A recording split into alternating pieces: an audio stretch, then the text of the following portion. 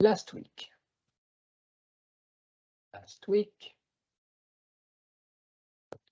five merge translations, built it, updated. No, we updated. Yeah, okay, we'll see that. We updated the version. Smith in the repo. No demos today.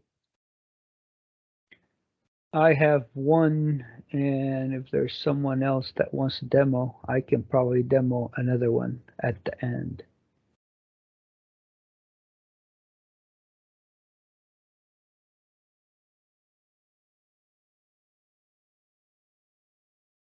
Five.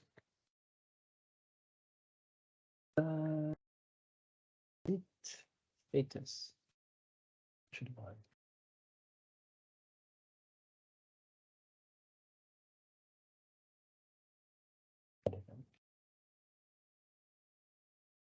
Cache keep operator discriminate between ajax and normal calls. Yes, because in the main content item controller, it's not visible here, but in the main content item controller, if the request is from an ajax call, then the layout is not rendered, which means based on the call, the result is different. So here, the same technique is used to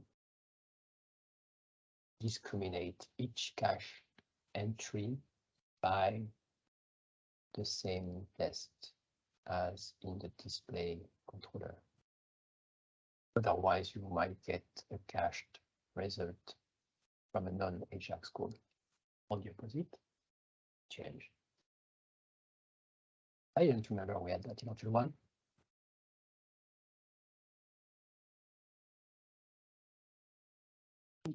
Field values are reset when importing. Import issues that if the tag, if a tag in the XML document is here, or it's not here, then the value will be resetted. So now it's only resetted if the tag is here with no value. And this is some code that is done in most of the fields, but not on these ones. I think. Core.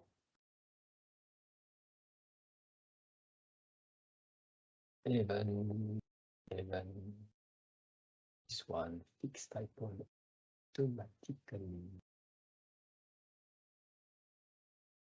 What type?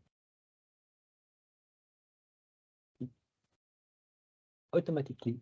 Yep.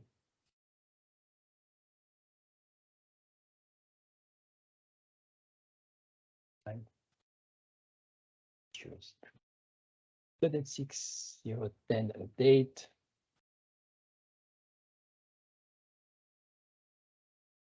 This one we talked about last week.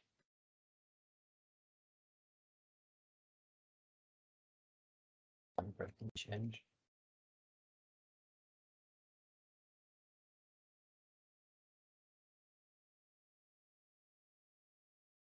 This one, I believe, didn't go through triage.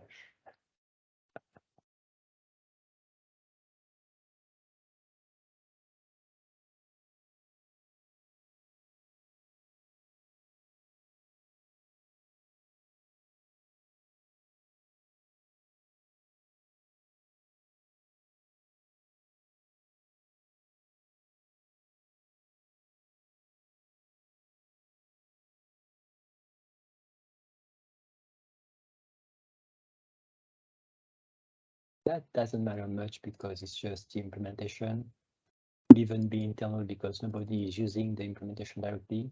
Everyone is using the service. So let's just ignore that. Let's see. Startup. So now the Slug service is not provided by the Liquid module anymore. Okay. Doesn't shock me. That is fine, change, because nobody should be using that, but the service itself. Yeah, name, normalizer. service.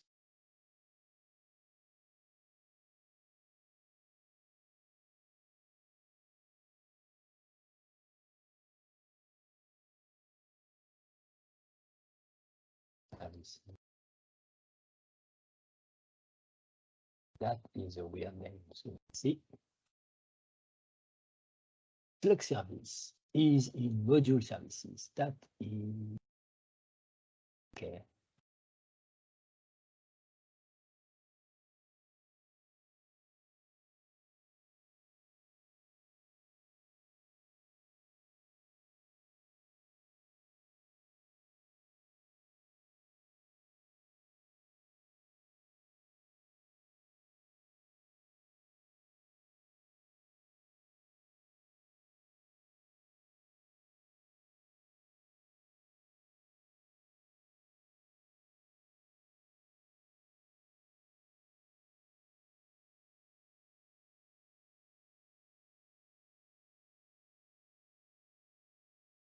Envelope is usually fine to have another parameter, but in this case, it means that the implementation is free to define what is the char.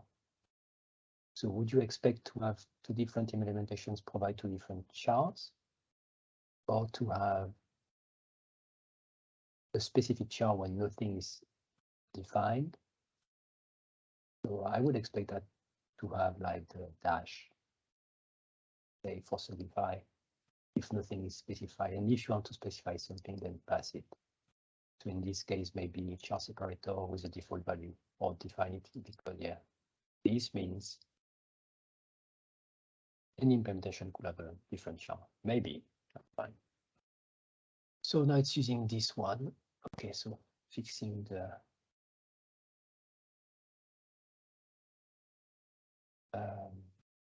that is fine. That is okay, but the file has moved. I know where it moved. AutoSetup doesn't tell me. It tells me. Okay. OrchardCore.Autoroute.Core. So it was in a module, now it's not in the module anymore, it's in core. It's a model, so maybe that's fine.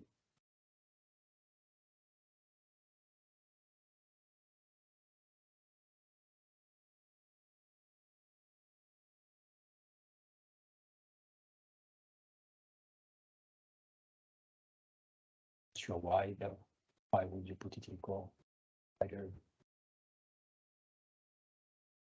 document index for query.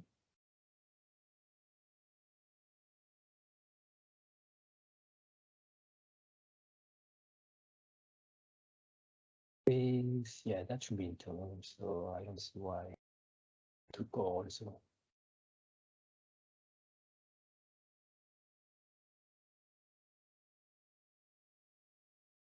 That has been moved to abstractions.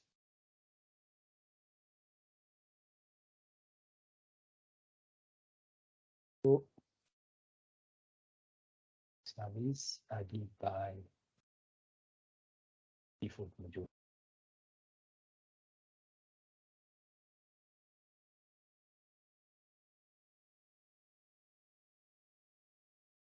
Okay, well, there are these changes on the Autoroute. I don't understand why. They are independent from that. NodaTime update, unnecessary namespace, YesSQL 3.2.0. So this has been an issue with that. Don't see fixing it. Should be working then.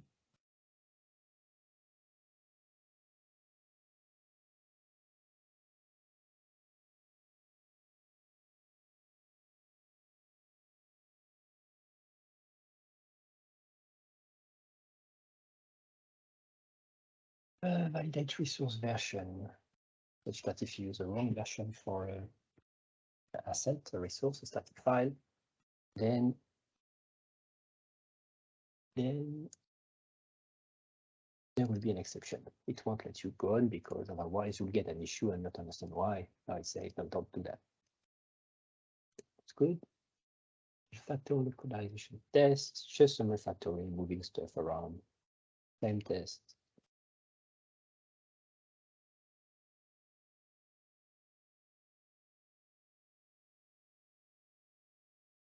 Feature profiles support for AutoSetup.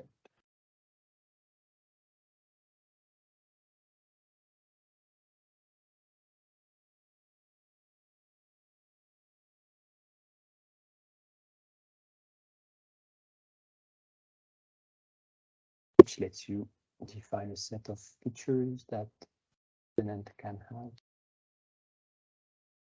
And now you can define it in a recipe step. That was already supported. It wasn't documented, but it was supported. The new thing is that you can also utilize them when using AutoSetup. So that wasn't possible before. Here, do you have one more demo? Not demo, but I would like to talk about harvest, because you should probably start planning it if you'd like to have one. Reduce ExtensionManager memory allocations in Barcode. Oh, I hate those things.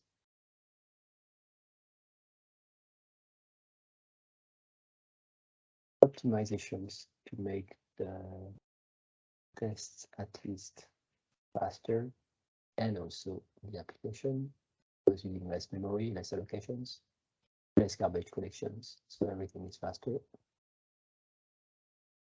By removing mostly link or some link usage that are memory zooming heavy.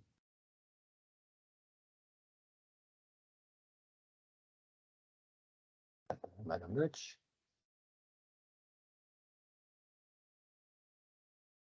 Okay. MKLS update.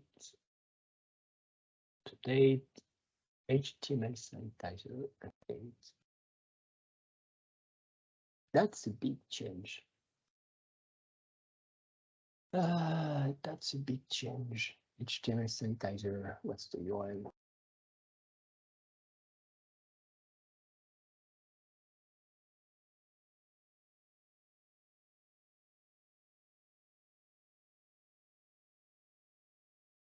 Boom, boom. Oh, that's a. Oh. They just have to push one button. Okay, return my collection. And yet.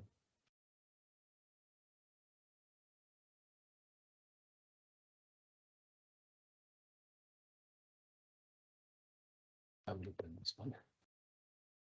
Refactoring. Spatial.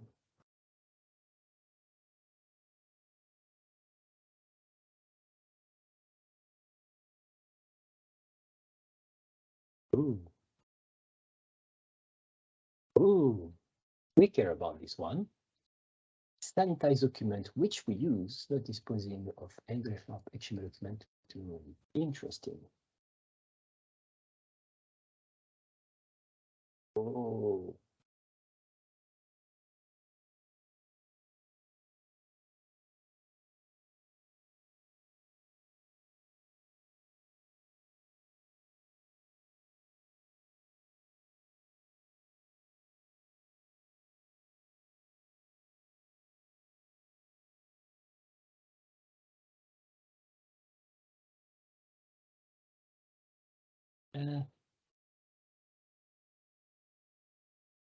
That's really annoying.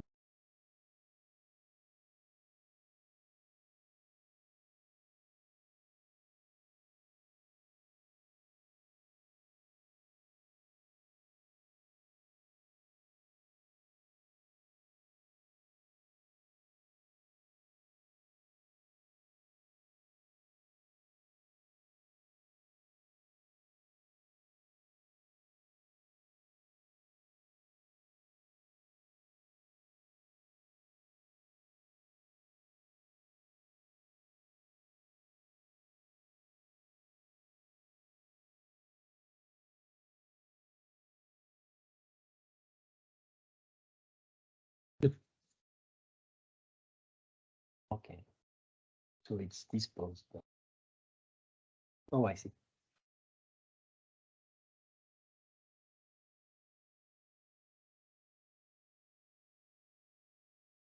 Okay, so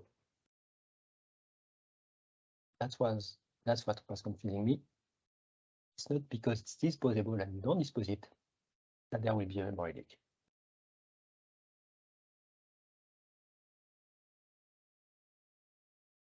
I should read something. So here, because if you don't dispose it, I mean, the GC will collect it, right? But if something inside this instance is done in the dispose method, then like native memory or something, native assets, then yes, the calling dispose will fix the issue. So that's interesting here.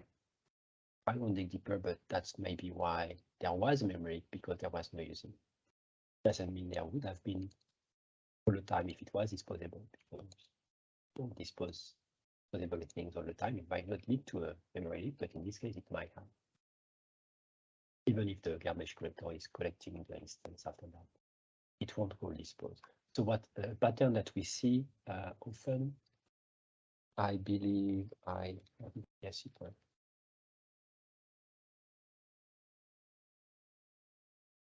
On the session probably. Not in the session. Why session? Why isn't it showing the session?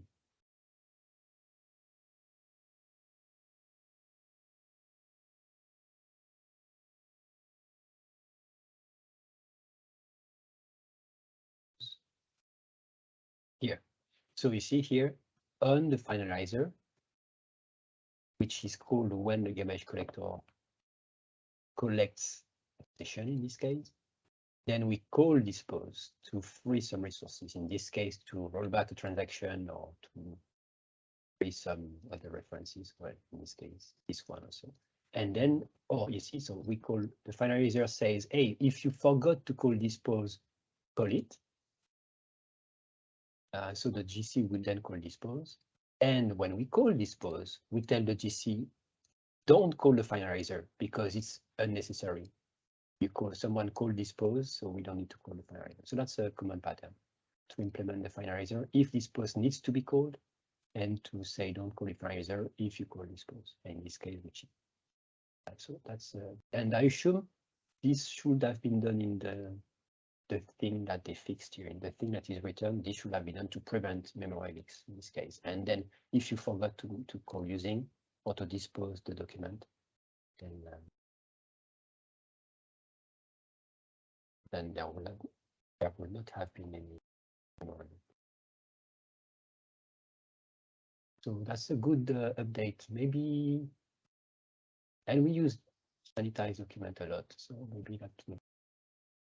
And verification of the license, just to be sure what it changed. Okay, license. That's good.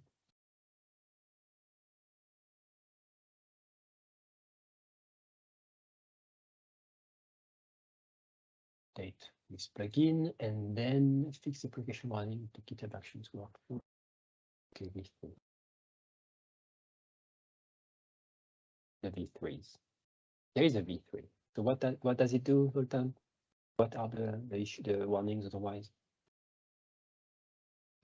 It's a deprecation warning that node 12 is unsupported and will be removed from the GitHub Actions images.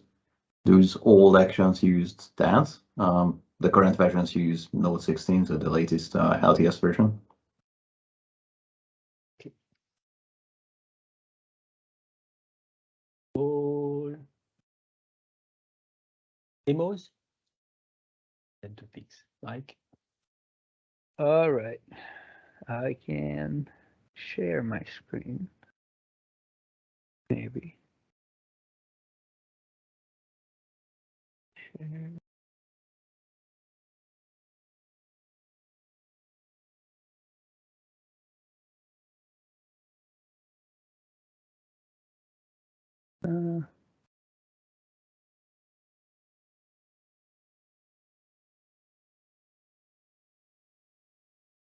I can't find the share screen button.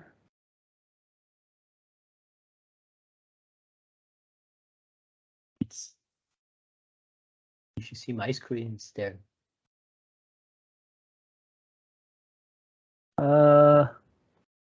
It's an I can't arrow see up. it. Arrow up. Right.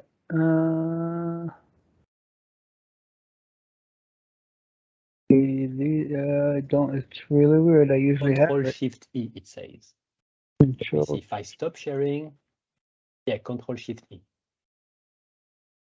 Okay, I think I got it. 1 second here. Just see. All right.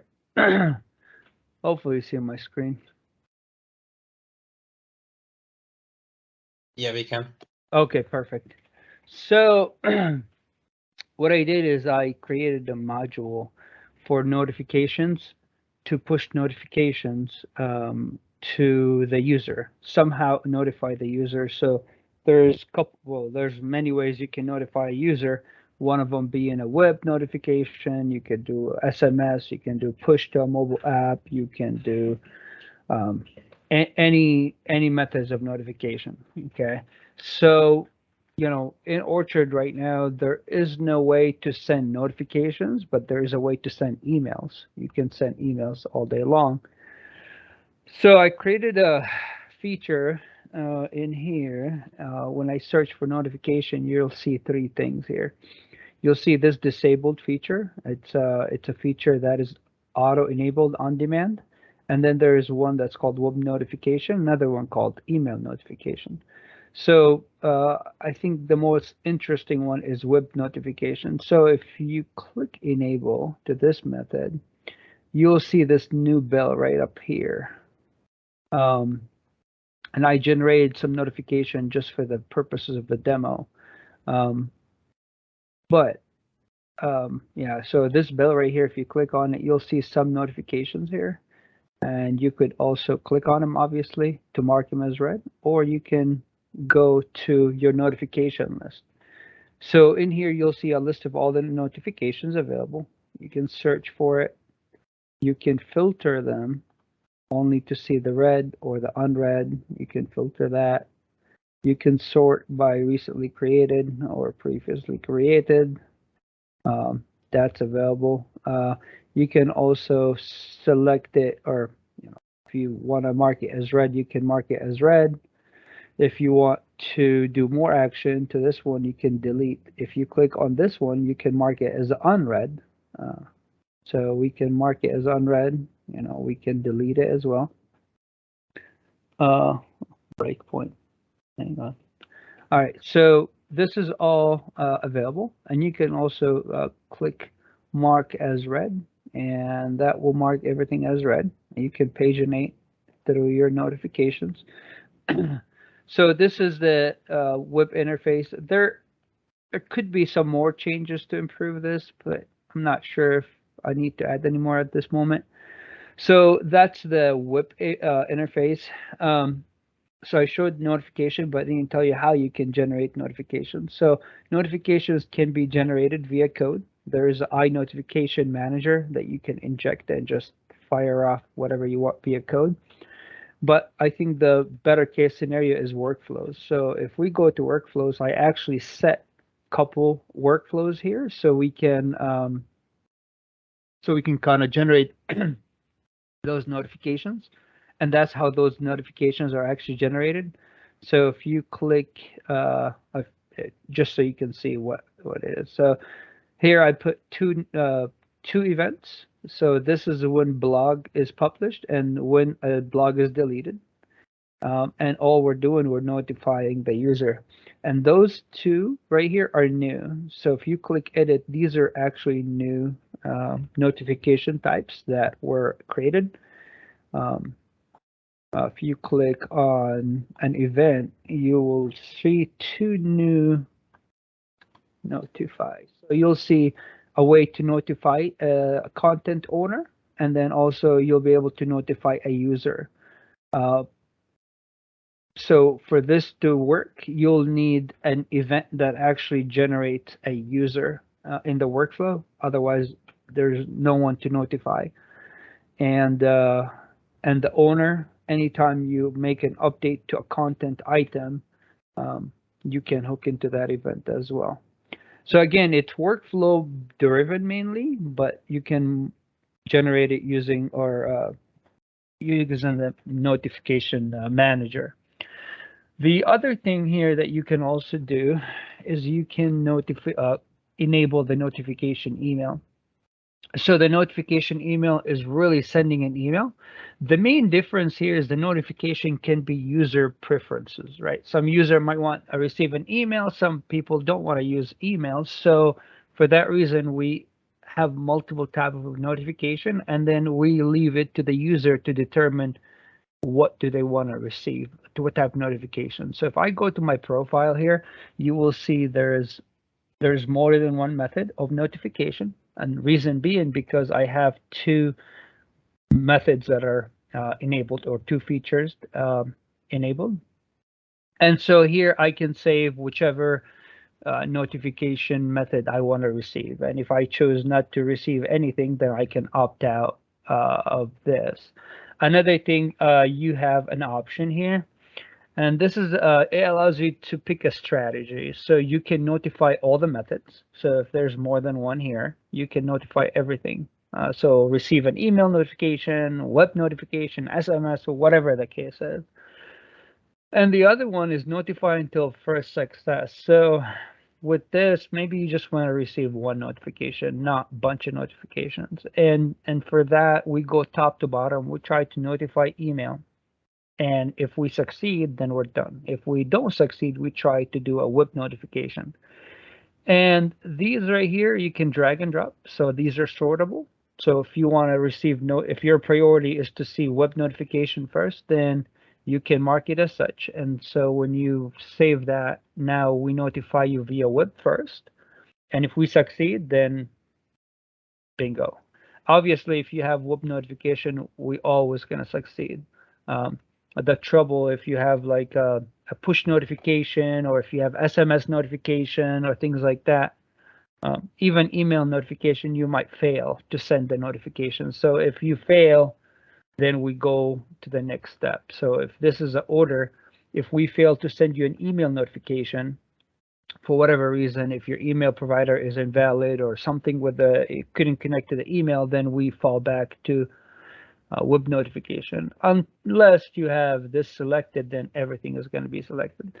And just to show here, so if I disable this feature, the email notification, and I go back here, you'll see that that option is gone now. So it's really all based on whatever features you have enabled here. This right here, by default, I'm honestly kind of not sure about the implementation. Maybe some feedback here will be helpful, because right now I've showed 10 notification. I'm thinking this should be something configurable. That's one.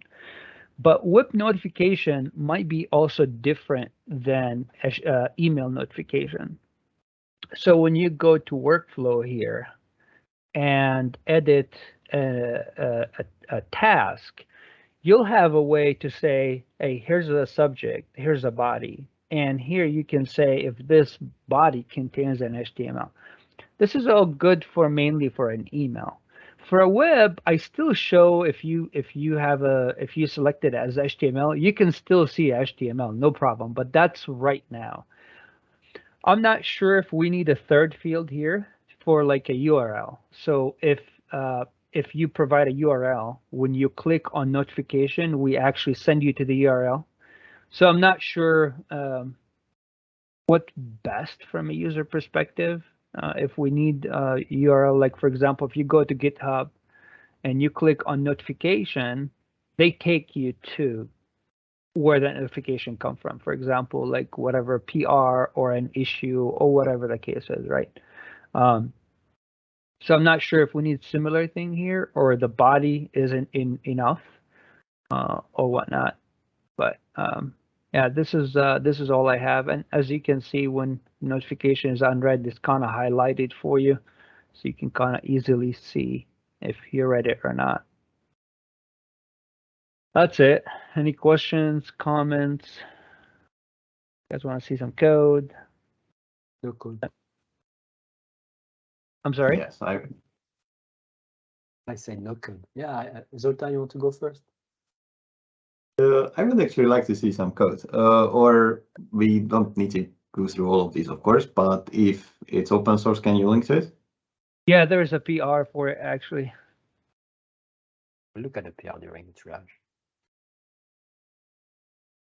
Oh, We kind of guess what you did with interfaces for providers, notification providers, and also that you discovered workflows. Congratulations. Thank you for using it. So it will, I assume you will create more modules using workflows now. Yes. That's all you have to say, Zoltan? For now, that was my only question. Okay. Yeah, I would like to check out I the agree with code. Zoltan. It's great. It's great. It's funny because I was taking notes and my next question, and then you did what I wanted. Like, well, sort of. I still have to mind. So notification. So I when you mention notification, I wonder, okay, what do we have for notifications? We have the banners that are called notifications also in Orchard. We have emails, which could be used for notification. And I was like, but what is a notification compared to an email, for instance? And then I realized that a notification is really a custom event. Like, you can send emails if you want, but notifications are custom events. And I think that's why we made that, and that's why it's working well. The fact that you have the notification icon on the top right to show the notifications, because you could say I send an email, it's not a notification, because email is part of a workflow or something like that.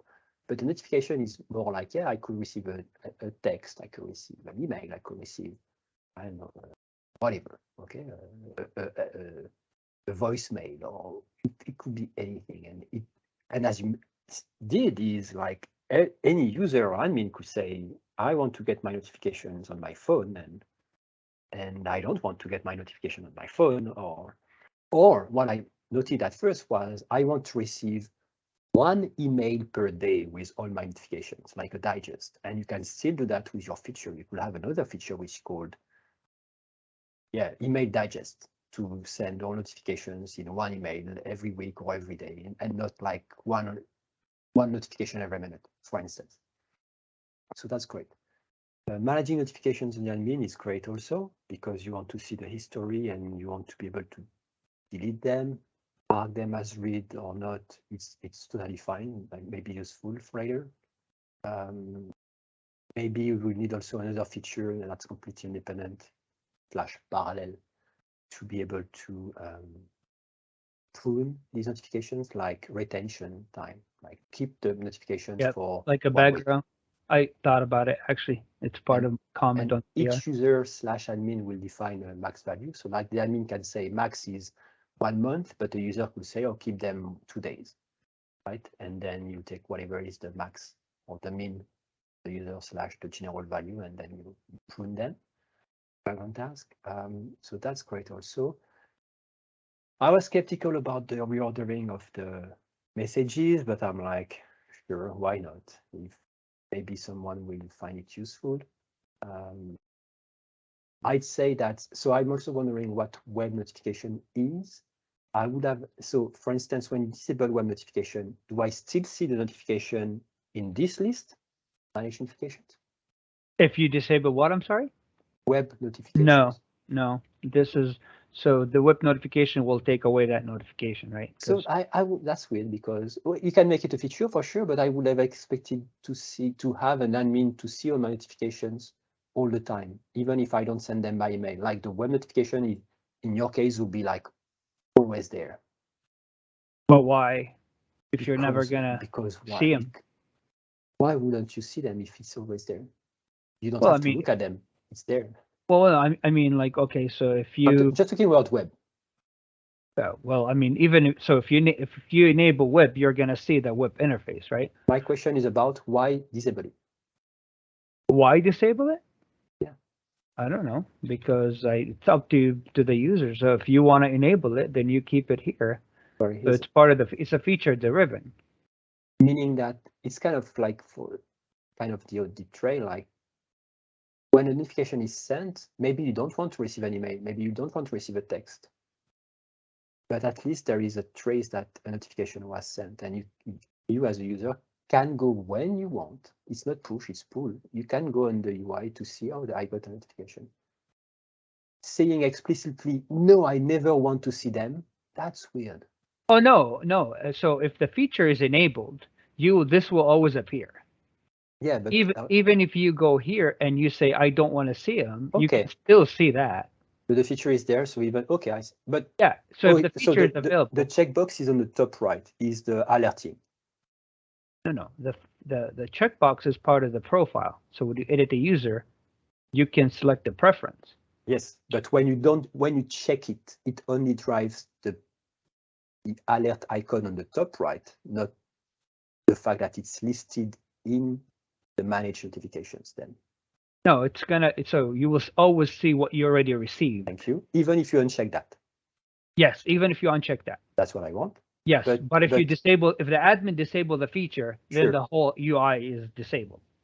Okay, so that's fine, because you could say the feature is there by default with the notification. I don't know. It could be part of the recipe. Fine. But if I uncheck the checkbox in the profile, they don't appear in the icon on the top right. I'm sorry, say that again. The icon on the top right, the little bell. Right. Well, right now it went away. The reason why, because you are on the notification. So since you're seeing a listed notification here, I took it off to prevent the double query. So I think that's wrong. And then if you did that in terms of UI, and then if you did that to prevent a double query, then you have a caching issue. You might want to cache it for some time. And so what is the checkbox doing then? The checkbox in the profile? Yeah. So basically, if an event happen, you will not receive a notification via web. I mean, this checkbox that is unchecked, the web notification checkbox, what's the difference when it's checked and not checked? I don't get it. If you check it, you will receive new notifications. I'm gonna demo this real quick here. So right now here, I'm gonna mark everything as red. Okay. So right now I don't have everything I have is red. Okay. And if you go to your profile, you have the web notification is checked. Okay. So if you go and which one? I think it's blog post. I deleted it. Okay, let me just create a test. So I am gonna unpublish. Actually, well, I already received a notification. So I received a notification because my blog was published. Okay. So far so good, right? I'm gonna go so I don't have any more unread. I'm gonna go and I'm gonna disable this checkbox. Okay. This is my user, my preferences, not as an admin. So now I can go in here, and if I publish it, I should be notified. But in this case, I'm not going to receive web notification. I'm only going to receive an email. So as you see here, there is no notification. Yeah, I think so. Yeah, so I understand, and I think this feature, this checkbox should not exist. Like this page for me should be for all the notifications, whatever the medium used to send it somewhere else. For me, it's a notification, it's there. It has been triggered. The fact that it hasn't been sent by email, by text, by whatever, is a different concern. There is a notification. So I can go back there and see that there was a notification, even if I didn't see a notification popping up somewhere. So to me, the checkbox should only trigger a pop-up on the top right corner to be alerted that there was a notification in the web interface. That's what I would. So you're expect saying that to list notifications. all the time. It doesn't matter how we send it. Yep. And then based on the preferences, got it. Okay, yeah, that's a simple change. But And the admin could say, this UI here is not available based on the feature web notification or web notification management, something like that. But that's just to display or not the list notification. You still have them in database. And pruning is cleaning them. That's two different concepts. Managing them on the UI, which for me is a feature. Pruning, which is a feature. And displaying them in the web admin as they arrive, like push notifications on the top right, or somewhere. Or on the rendering, if you want, in the top left, top right icon. And that's a user preference to me. My personal opinion.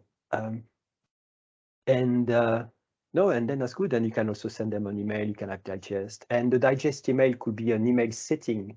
Like when you check the email box, you could have options to say, well, how often do you want to get an email? On each notification? Once a day, once whatever. Okay, then that would be great.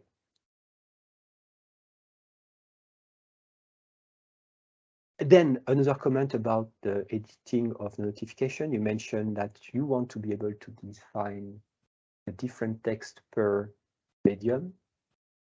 And I think that's a good idea. That's kind of required because you might to have smaller, bigger messages or different formatting, HTML and HTML. Different titles because it's big or it's small. Like a pager, you have just like 10 chars, or a tweet, you have 255 chars, something like that. So I don't know how many chars we have in a tweet. So how to do that? Maybe in the editor have one text box per provider, per notification provider, and then users are free to just say use a common one or type a different one in each text box, like with tabs. That would be a nice solution. You also mentioned that you want to be able to provide a link back to the notification. That's totally doable. You could have a custom variable in the workflow that contains the URL to the notification UI explicitly in the notification, like seeing the full notification that was sent. So people can click on it if they have an email and go back to their dashboard with the full notifications. Why not? So yeah, that's great. I like it. sounds good. Well, if you guys have no other questions, if you want to discuss topics, I can try to check out my project, rebuild it, and then hopefully after topics, I can do another quick demo. You asked me to demo the responsive labels. So, but it'll take me like 10 minutes to rebuild the project after I check out. Let's see with Zoltan's topic, and then in the meantime, you can prepare your Sounds good. Your labels. We will talk about it. It's great. Yep. Also. Does the notification get refreshed on runtime? I mean, with some component like Vue.js. Does the say that again? I mean, push notifications. Do you receive notification as the common in the UI, or? Well, I need to refresh. I did not create a WebSocket if you're asking. No.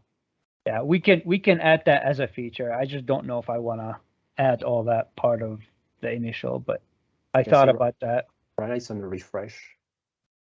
Yeah, so when you refresh, you'll see it. Yeah, that would be great to have a similar endpoint to have push notifications. That would be part of the feature, I imagine. That's not complicated, and that would be great. Yeah. I'm asking, and that will be the checkbox, the web notifications, live notifications. And then, okay, let's create a similar endpoint and boom. Yes, I'm asking this because we have something like this in our application here. So it's it looks a lot like what we have. And we have a signaler endpoint already built in Vue.js. Yeah, I mean, we can easily add it. create it. I mean, it's not a big deal, but incrementally, incrementally, like exactly. I just probably don't want optionally, something optional, No, meaning like you can have a version that doesn't do that yet, but you can add it later if you want. Yeah, enhance it later. Exactly. I mean, in another website, I actually created it where Signal R, where you can push the notification. But the same code I actually created, I just demoed the same code. I also created an implementation for a push notification because I'm running one of the websites in a mobile app, and so the same implementation is allowing me to also push notifications to the mobile app as well. So it's pretty flexible, I think, implementation to add any other features or any providers that you want. Right. Any other questions before Zoltan?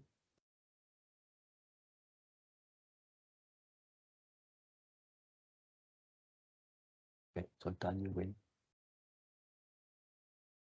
All right. Orchard Harvest. So probably do you not want to everyone share here. the screen, or do you want nothing to share?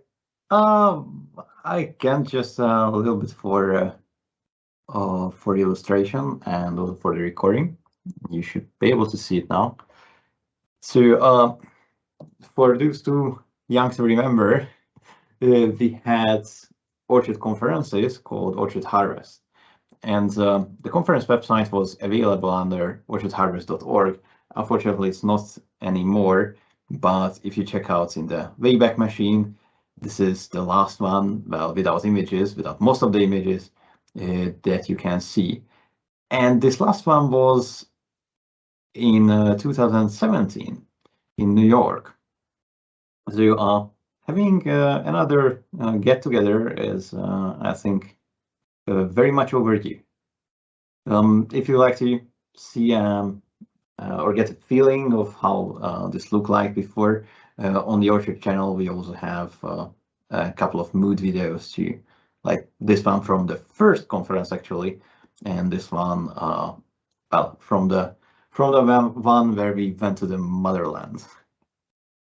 And the point is that I think we should really think about organizing the next one. And we at Lombiq can take part in that or provide an organizing role with anybody who wants to take part in whatever way. Welcome, of course.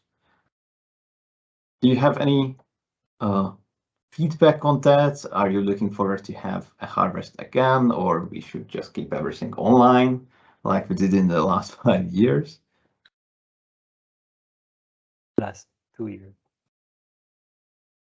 We did organize it, and it was scheduled. We had the dates, we had the location, the host, we had everything. But then we decided was it March, April, around that, maybe March, February, March, that I think it was in March. This COVID thing seems to grow and things are being stopped. So that's when we said, okay, let's not organize the conference yet and wait. So that was in 2020, I think, or was it 2019? When was COVID start? When did COVID start? It was 2020, and indeed we started to discuss that, and the contingency was to have workshops. Yeah, we talked about workshop that time. Yeah, so the location was London, and it was in the offices of, what's their name? No, they were not called ETCH. They have been bought. Oh no, they were called ETCH already. Yeah, it's Edge. It was called Move. Yes, but they were bought by ETCH already. Yeah, and it was like in a basement. It was fine in terms of space, but then London was the epicenter of all the COVID cases. And it was like in the basement, like 50 people crowded in the basement. We were like, okay, let's not try that. We don't know about it. And we were right to stop doing that. So that was the state. So you're suggesting to do a new harvest in person? Yes, I think the time is right now. Well, the COVID is not gone, but I think pretty much everywhere. It's getting back to more or less normal. Everybody should be vaccinated or use whatever protection measures suitable. So conferences are being organized nowadays, even big ones.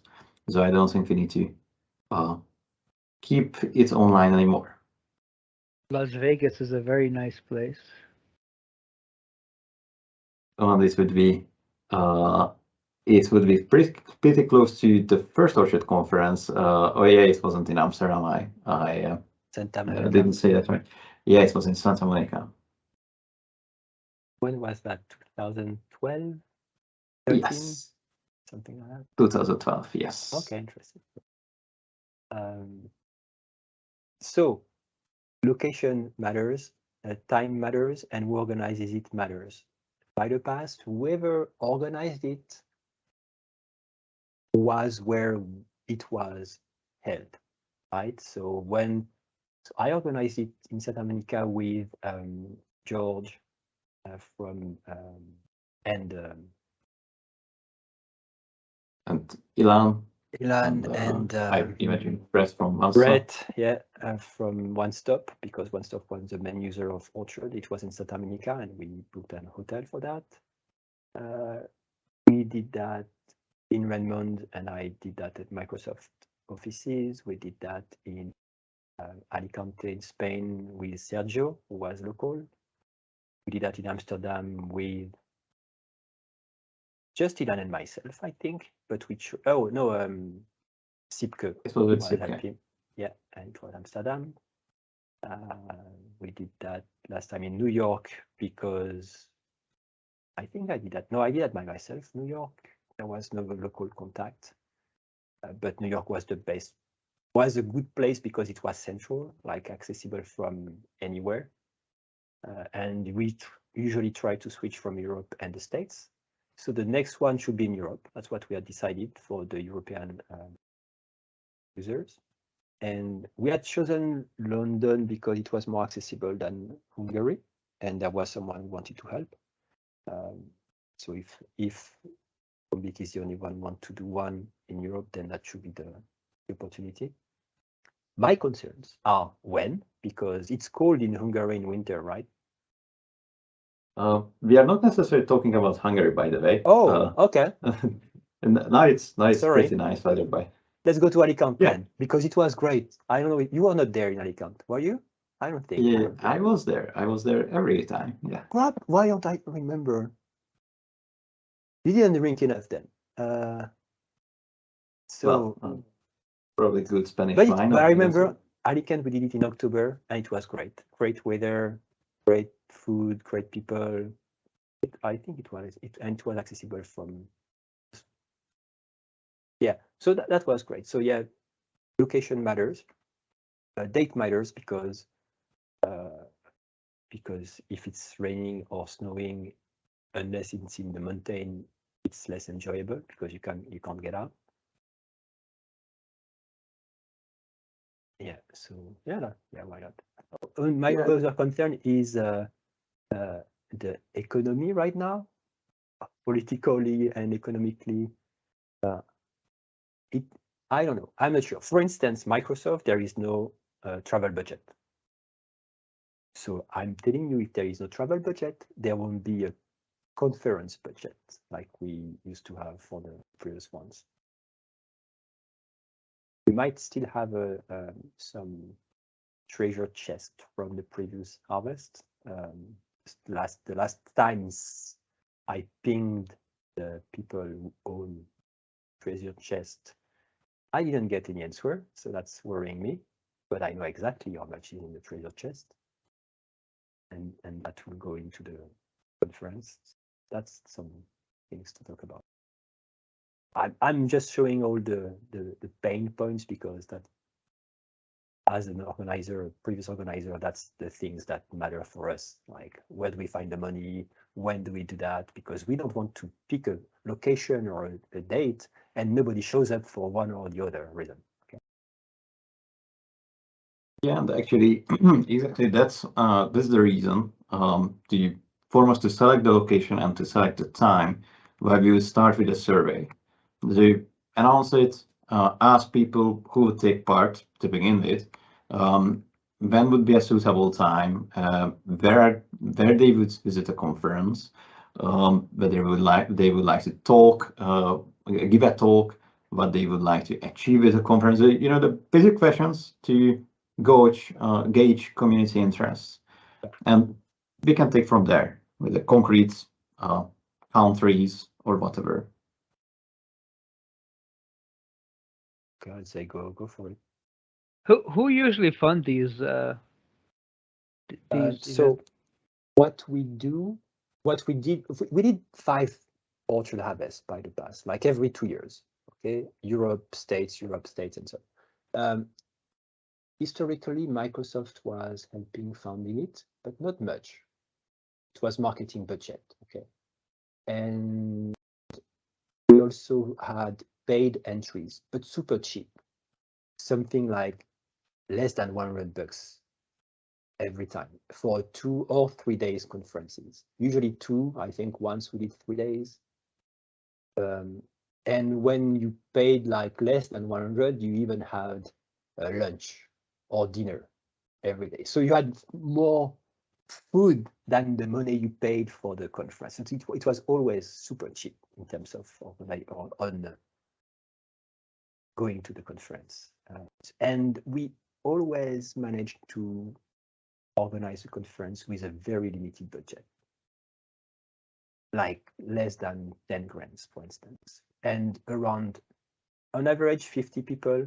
So 50 people for at least 2 days, 2-3 days, in a hotel or conference room. Yeah, so that's, yeah. So the tickets from the organization, but like 50 times 100, you get max 5K, and assume the same from Microsoft marketing budget, and this was around the budget we had. Depending on the years, it was more or less expensive. I still have all the budgets from the previous one, so I know exactly how things would cost. There are some things that we have to pay some years and not some other years, like based on food, like Alicante, the food was super cheap. So we had like a nice dinner on one day, and all the lunches were taken care of. I don't remember that. Yeah, I need to check. And sometimes we had like videographers. Sometimes we didn't. Yeah, so that's the question. Thanks. Yeah, a couple of questions, and I think the most important question is whether there's interest after such a long hiatus, and especially after 2 years of COVID, and everybody just keeping at home online. But I think let's ask around and let's get the ball rolling. If there's interest, then let's do it soon. Let's see. Let's record it so people will see. Will come back to us. A survey, maybe an email. We have the emails from the previous attendees. At least we can send an email to these people. See. Oh, that's also a good idea. Yes. Based on, yeah, not everyone, but we can have a set of emails. See. All right. We'll follow up on the discussion board. Thank you. With Orchard Harvest site made with Orchard and taxonomies. There was a sessions taxonomy, there was a speakers taxonomy, a schedule taxonomy. Beautiful. Why don't I remember you at Alicante? You, Zoltan, who else was there? Benedict was also there in Alicante. Just as usual. We even gave a talk. Maybe that, yeah. Localization. Sorry? Localization. I'm not sure, actually. For sure, there was one from localization in Santa Monica. In Alicante, I think it was also localization. I see that. I think I talked about application insights at one point for sure. Can't really remember the whole thing. We'll see. They are all recorded on YouTube. Antoine finds the answers. Even just now. I remember I did search with Lucene. I remember there was the NBA thing. I remember George doing something also. Yeah. Okay, cool. Okay, next topic was, maybe we have time, Mike? 5 minutes? If you want to talk at 1.5, it's still building on my side. It takes forever for some reason. If you want to talk about 1.5, and then if I'm done before, maybe after. My demo will take literally like 2 minutes, so. To say about 1.5. I will. Did anyone test release 1.5 branch with the translations to the setup? I can only think about someone might have tried. I haven't tried, so please try the release 1.5 branch that ingests the new translations, just to be sure that the setup screen and some screens are correctly translated and work. So we didn't mess up with the PO files, but it should be fine. Then we'll push the 1.5 NuGet packages for translations, and then we can update the main branch with the packages for translations on NuGet and start the deployment process also with the release notes and everything. That's it. There is an issue that was reported after we upgrade to the YesSQL, the latest one, that certificate chain was issued by authority. Oh, yes. So this will be part of the change notes, the release notes. The idea is that I mentioned that during triage, I think, or during this meeting, the new SQL client requires by default an HTTPS connection with the SQL Server database. That's a new default. Before it didn't require it. Now it requires it. So either you change the connection string to encrypt equals false, or you use an instance that has a certificate. So if you have the issue, I can comment on that. It should be part of the release notes. Like there is an issue, but I'm not sure it's the third one down. I know the fix for it, and Good. John Theory confirmed it. But should that be considered a breaking change? Yes. Well, it is a breaking change. So maybe there is a migration steps. It's a breaking change, but you can do something to fix it easily. Just a configuration. So for me, it's totally fine. It's just that the client requests HTTPS now by default. The default has changed for the connection string. Correct, but would we want to mark that upgrade as a breaking change just so people know that now they have to add this if the server isn't sure, that and the 10 other things that we need to add in the reasons. Ask Jasma. Jasma is 8 things out of the 10. Lucene things, there are many things, but Jasma already created the file for the files and the PR for his things, so there are other things to do. So that I missed one part here. We were talking about the migration steps for 1.5, that you already created a file with some things to do to upgrade. So that would be another thing, which would be update your connection strings to call encrypt equals false if you see this message. So that's just saying that. Yeah, probably in the release of MD5. Every release, we have a release notes that we explain what needs to be done to upgrade to the new version. Sometimes, ideally, there is nothing to do. Everything is done automatically in the migrations, but sometimes we can't, and we say, this is the script to execute, this is the things to change. The file is now called that, so please change that. make it as smooth as possible, but sometimes very smooth. If you use Azure SQL Server, no issues. It's encrypted by default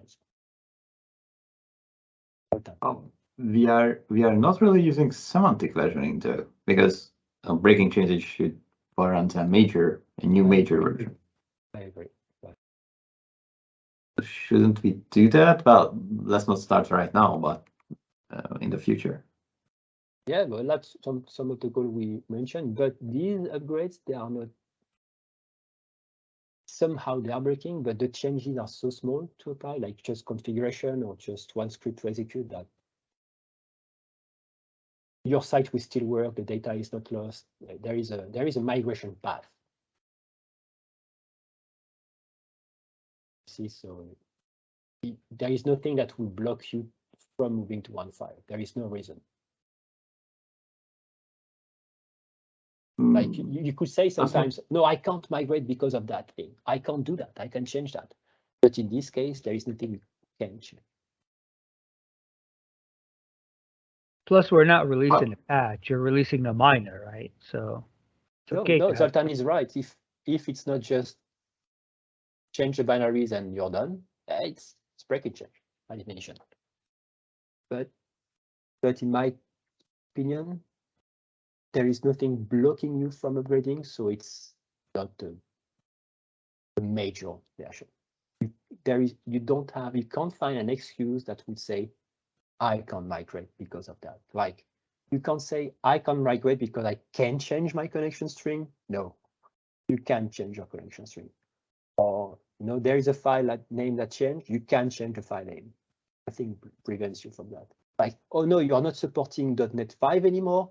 Maybe, yes, we could say that because it was or whatever LTS version, or there is no LTS version supported or whatever. You could say, I can't upgrade that because you don't support an LTS version, so I'm not allowed to do that. Things like this. Or the Windows version you require is not mine, and I can't change Windows version. Things like this. Or the SQL Server version, you drop this one, and this is my SQL Server. No, that's not the case either. So these things.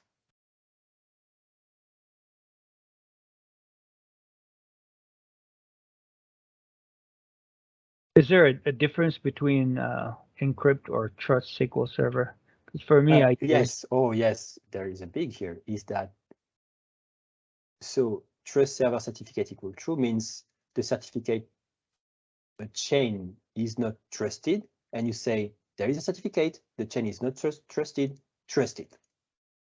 Here you say don't encrypt. So don't even check the certificate. Don't encrypt. So two different things here. Okay. I mean, both are workaround, but yeah. I'd say this one might be better because you are still encrypting, but using a non-trusted certificate chain. This one is just saying don't use TLS, just don't encrypt the communication, which was the default before. So it's up to you and your admins to decide what to do. But yeah, this was the default before. So saying, oh no, this one is better. Yeah, sure, it's better, but why didn't you do that before? Because you could have done that before. Encrypt true and trust certificate true.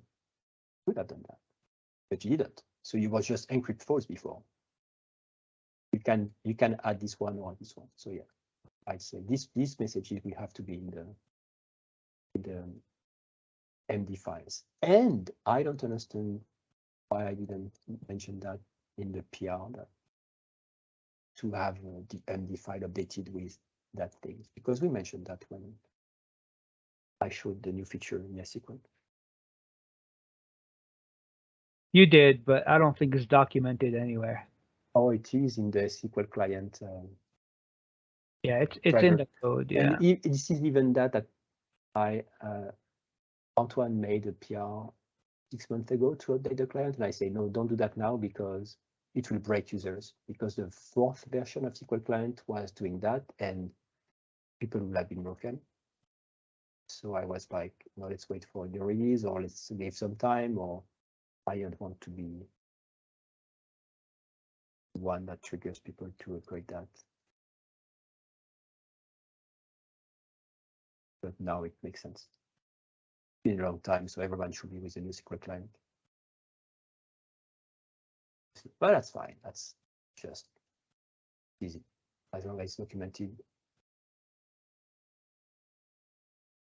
Use Azure SQL Server, and then you won't have any issue because the server is the certificate is trusted and is enabled on all instances.